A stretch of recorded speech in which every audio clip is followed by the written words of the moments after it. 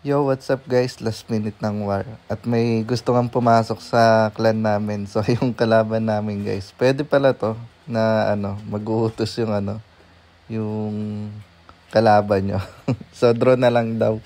So, alam naman natin na hindi talaga madadraw kasi kung hindi naman perfect yung war, bali sa percentage magkakatalo. So dito guys, papakita ko sa inyo guys kung paano namin na perfect yung war. Bali, kasi yan guys, same kami na 103 yung score. And then may dalawang attack pa. So kami na perfect namin. So sila hindi nila na perfect. Kaya yun guys. Tara, panoorin natin guys. Oh shit.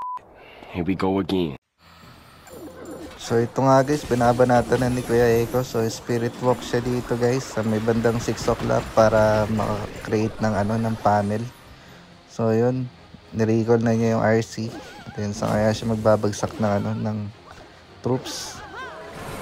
So yun, giant arrow mula sa 3 o'clock para matrig yung yung Invi Tower.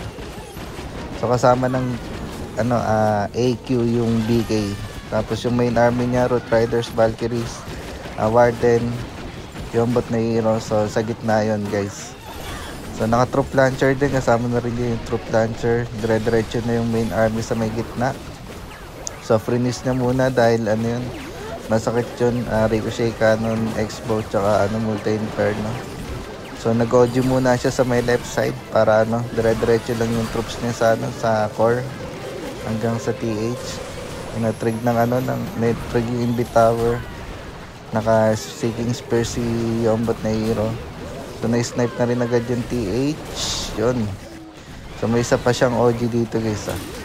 Ang kapal pa ng troops guys. Ang ganda ng warden ability. Sakop lahat ng main army kanina.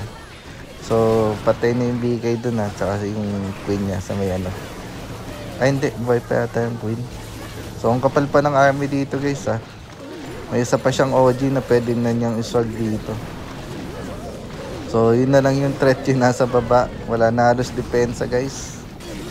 So yun, mukhang lalamang na kami dito guys ng isang puntos So 103 ang score natin. So may attack pa si Kuya Eko na isa. So sa number 2 yun guys. So yun, inoji na lang niya muna dun yung sa baba kahit hindi naman na need Kasi halos overkill na rin talaga. Lakas talaga ni Coach Eko guys. So yan yung yan yung tatapos ngayon sa war. So mablay yung atake natin guys, kaya to the rescue na naman si Coach Eko niyan guys.